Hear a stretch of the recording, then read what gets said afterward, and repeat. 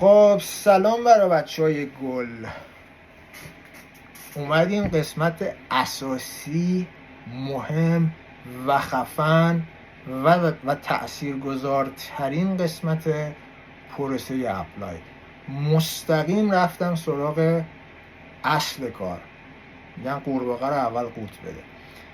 پریپریشن، آماده سازی مدارک، اصلی ترین و استراتژیک ترین قسمت پروسه اپلای. حاصل چیه؟ حاصل این که آقا شما حاصل دسترنج 12 سال، 14 سال، 8 سال، 6 سال، 4 سال زندگی تو میخوای تو این قسمت بذاری. پس باید خیلی تمرکز داشته باشی تو این قسمت، چون نحوه ارائه خودت میشه آینده تو و پوزیشنی که تو آینده داری واسه یه استاد و بتونی رقابت کنی و چجوری بتونی خودت رو ارائه بدی.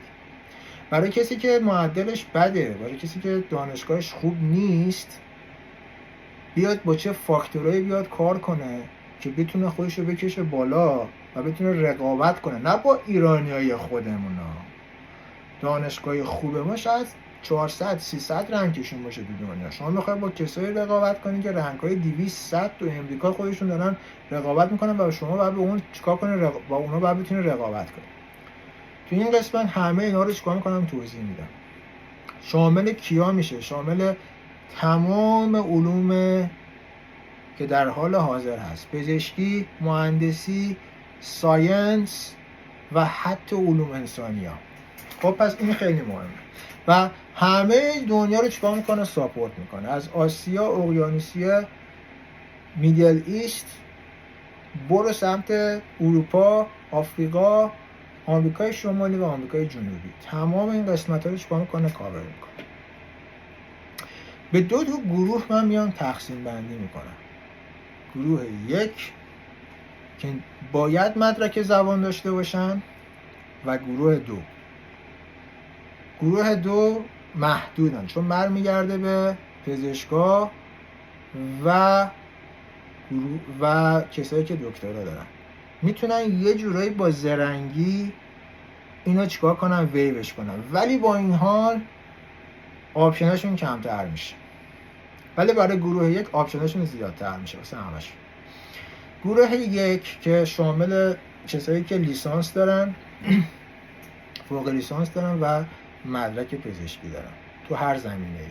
هلث میتونه نرس باشه، میتونه پزشک باشه، میتونه دندون پزشک باشه، میتونه همه چی باشه. پس شما باید تو این گروه مدرک زبان داشته باشی. برای گروه پزشکی شما باید مدرک تافل یا آیلتس بالا داشته باشی. حالا آیلتس چون میدونم 7 تو کانادا و 2 مرحله داره. وقتی که این آیلتس رو میگیری باید یه مرحله پرکتیکال رو رد کنی، یه مرحله تئوریکال رو رد کنی آزمونشو، و یه مرحله پرکتیکال هم رد کنی که بتونی چیکار کنی؟ مجوز بگیری و بتونی آماده کار بشی و تایید بشی که بتونی کار کنی. این به صورت خلاصه است، به صورت جزئی دارم میگم که لب به مطلب دست. برای کسایی که رشته لیسانس دارن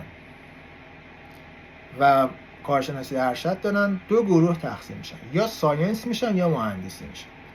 حالا بستگی داره شما بخوای بری امریکا یا کانادا، یا حالا آمریکا کانادا بخوای بری یا اروپا.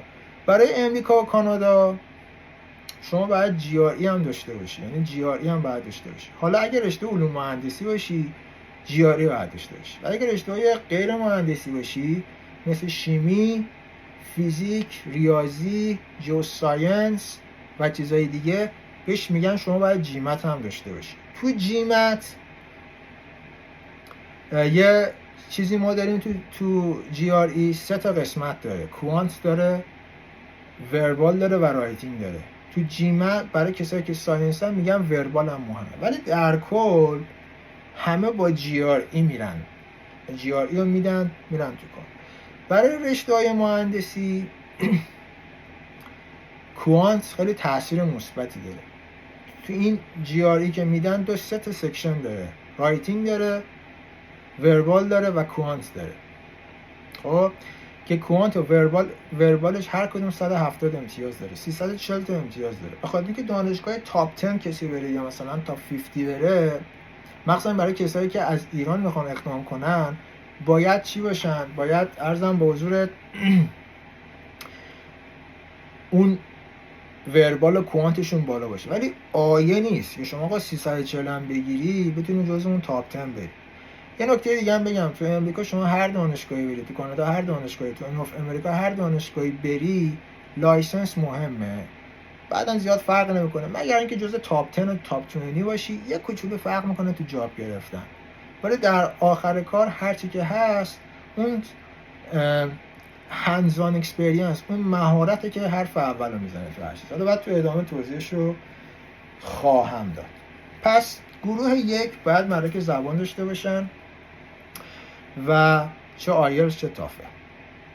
خب و گروه دو هم که گفتم که پی اچ دی میشن و مدیسن میشن، که خب اینا میتونن یه جوری نمره زبان رو دور بزنن. نمره زبان رو چجوری دور میزنن؟ نمره زبان رو میرن توی با یه استاد صحبت میکنن، نه که دکترا دارن یا پزشکی دارن، رشته پزشکی، میرن صحبت میکنن، میگن آقا ما میخوایم بیام تو سنتر تو کار کنیم. این ملزومه با رزومه قوی، پابلیکیشن ها، ریسرچ های قوی که دارن و با اون زمینه استاد میخوره، میگه خب باشه بلندشین بیان اینجا چیز کنیم. ولی با این حال به خاطر اینکه بخوام بیان چیکار کنن، اکویوالنس کنن، هم تراز کنن، معادل کنن چیزشون رو با مدرک این آمریکا کانادا، اینا باید بیان چیکار کنن؟ بازم یه نمره زبانی بگیرن. ولی این نمره زبان رو میرن توی کورس دانشگاهی میگذرونن، میگن آقا ما اینو گذروندیم، این میشه معادل مثلا 7 یا مثلا 190 تافل، و ما یه جوری اینا چیکار کنیم؟ راوندش میکنیم. اون 100 در واقع زبانو یا نمره گرفتن آیلتس یا تافل زبان رو تو اون گروه یک رو چیکار میکنن؟ یه جوری ویوش میکنن. خیلی الان اخیراً توی من میبینم خیلی دارن از این قسمت زرنگی دارن وارد میکنن. حواستون پس باشه اینم میشه یه جوری دور زد. ولی میگم برمیگرده به دانشجو، برای کسایی که مدرک دکترا دارن و مدرک پزشکی دارن. مخصوصا تو امریکا زیاد دارن از این کارا اخیراً میکنن. تو قسمت سلامت حواستون باشه از این کارا میتونیم بکنیم. خب میایم سر قسمت ترانسکریپت. ترانسکریپت میشه ریزنمرات. شما دو تا کار رو باید اساسی بکنید. یعنی چی؟ بیایم بگیم که آقا من مدرکم و ریزنمراتم رو باید الکترونیکلی آنلاین داشته باشیم. اولین کاری که میکنیم باید برین چیکار کنیم؟ میرین توی یه ترجمه رسمیش میکنیم، مهر وزارت خارجه رو میزنیم بهش، 2-3 تا داشته باشین از هر کدومش. بعدم برین چیکار کنین؟ برفرستین وست آمریکا، سازمان WS آمریکا، بریم اونجا بگین که آقا من میخوام این مدارک رو چیکار کنم، واسه من بر اساس استاندارد خودت تبدیلش کن. ما تا 20 اینا نمره‌هاشون مثلا فرق میکنه، میاد میکنه و آماده داریم. این مزیتش چیه؟ اگه پس فردا به هر دلیلی شما این خارج نتونستین برگردین مدارک بیارین فلان کنین داستان داشته باشین، شما یه مدرک بین المللی جهانی دارین که هر وقت بخواین ریپورت کنین به سر تا سر دنیا میتونین چیکار کنین؟ راحت ارائهش بدین. پس این WS رو حتما بعد داشته باشین. پس فردا بخوایم PhD نظام مهندسی بگیرین این مدرک رو نیاز دارین. پس فردا بخوایم کلی کار کنین حداقل دیگه خیالتون راحته که یه مدرک بین المللی جهانی شما دارین که میتونین ریزنمراتتون رو راحت ارائه کنین. تو تمام ارگانا مورد تاییده. خب بریم تو قسمت آیلتس یا تافل. رقابت بین امریکن و بریتیش. خیلی جالبه با رقابت بین امریکن و بریتیش. آمریکا میگه من نمره خودم رو قبول دارم، انگلیس میگه نه من زبان خودم رو قبول دارم، زبان منه. پس آدم باید یه استراتژی خفن داشته باشه که من یادتون میدم بعد چی بکنم. اگه توجه داشته باشین بریتیش کشورهای مستعمره‌اش کیا میشن؟ کانادا، ایرلند، آفریقای جنوبی، حتی هنگ کنگ، حتی استرالیا. و خب این مدرک وزن خوبی داره تو این کشورها. یعنی شما با اسکوری که از چیز میگیری، از آیلتس میگیری، با نمره بالای تافله.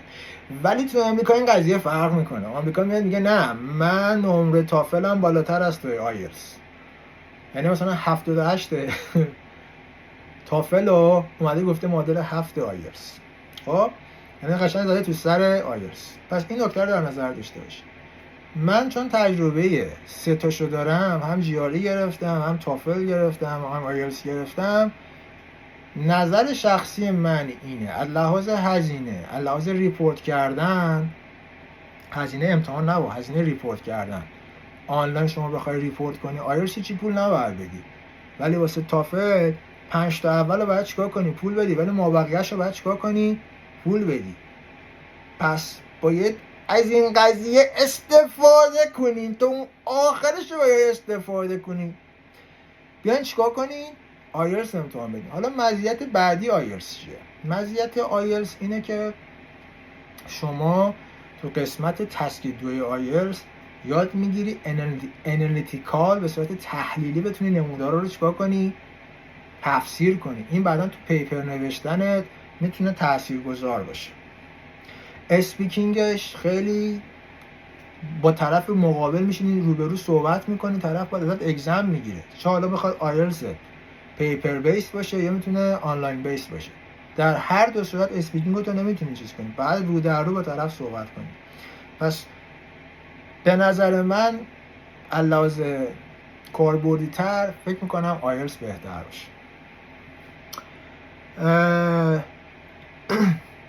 خب برای کسایی که آقا میگن آقا ما نمره زبانمون خوب نیست، میگن برای کسایی که میگن ما شهرام کلا دانشگاهمون خوب نبوده، معدلمون هم خوب نبوده، ما چیکار کنیم؟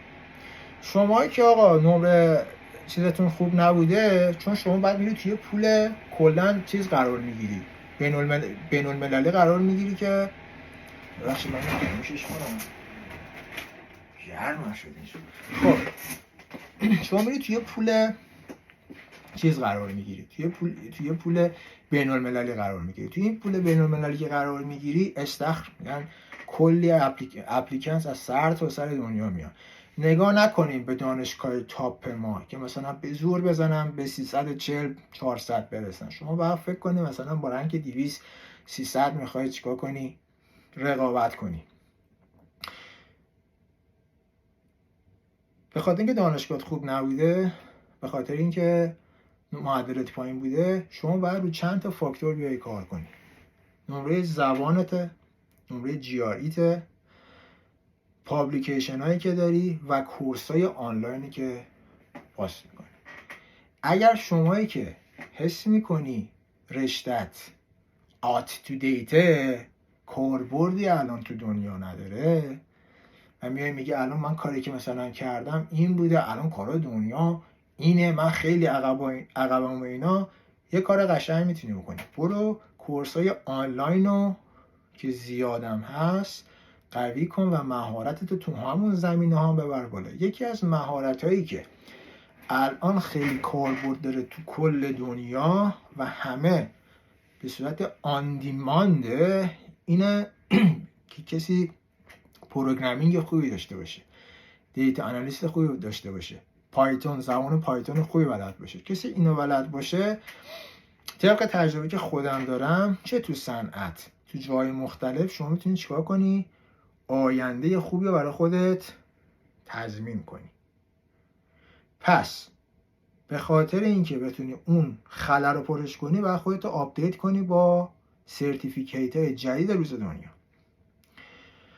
و همین دیگه. این و ریکامندیشن لتر خوب داشته باشی، پابلیکیشن داشته باشی که پابلیکیشن ها انگلیسی باشن، ISI باشن، پیپر کنفرانس بین‌المللی انگلیسی باشه، کتاب داشته باشی، ثبت اختراع داشته باشی، علم پژوهشی داشته باشی. اینا باعث میشن که رزومت بهتر بشه. حالا این نکته برمیگرده به کسایی که تازه لیسانسن میخوان استارت بزنن، تازه میرن فوق لیسانس استارت میزنن. آقا بریم نگاه کنیم ببینیم روز دنیا دارن چیکار میکنن. خبر خوب اینه که کاری که داره روز دنیا داره انجام میده، من بهتون میگم چیاست الان تا 100 سال دیگه. آرتفیشال اینتلیجنس، ماشین لرنینگ، ربات، انوایرمنتال انجینیرینگ و بایومدیکال، بحث انرژی، یکی دیگه هم بود حالا کامپیوتیشنال انجینیرینگ هم هست. اینا به خاطر چیه؟ به خاطر اینکه آقا جمعیت داره زیاد میشه، پولم میخوان کم بدن، به خاطر اینکه قبلا بخوام یه کاری انجام بدن. ببین این که میگم پول میخوان کم بدن این خیلی مهمه تو کلی دنیا همه میخوان کم پول بدن. به خاطر که کم پول بدن میخوان نیروی آدمو کم کنن به جاش ربات بذارن. میخوان کار تجربی رو کم کنن که مواد کمتر استفاده بشه، ساستینبیلیتی بره بالا و یا حالا چیزای دیگه. میان چیکار میکنن؟ یه پول کمتر بدن میان سیمولیشن میکنن. پس هر چی برمیگرده به کامپیوتر شما سعی کنین قوی کنین. هم های تک میشین، هم پروژه خوب میتونین بردارین، هم استادا میگیرنتون، هم کار بعدتون تضمینه. پس اینو حواستون باشه که اگه این نکته رو رعایت کنی کلا تیر دو سربرد چند سربرده، هم مهارتتون قوی شده، هم دانشگاه پذیرش میگیرین، هم بعدا برای بحث ویزا و اقامت و اینا اوکی میشین، چون کار زیاد دارین، سابقتون میره بالا، رزومتون قوی تر میشه، سابقه کار کاناداییتون میره بالا، قوی تر میشه، هم مقاله‌های خوبی دارین دیگه، باید چند تا نشون میزنین دیگه. پس این ماه عسل کلی بود که به صورت خیلی خلاصه اومدم گفتم بهتون که روند پروسه پریپریشن به این صورته و مهمترین چیز توی این بحث داشتن مدرک زبانه. یعنی اگه شما مدرک زبانتو بگیری 70-80% مسیر رو رفتی. بعد وارد یه محیط، یه دنیای جدید میشی که این چون به خاطر دانش زبان خوبی که داری میتونی چیکار کنی؟ هندلش کنی. بعد شما مراقب خودتون باشین، انشالله که این مفید واقع بوده باشه که مطمئنم هست و مراقب خودتون باشین و استفاده کنین.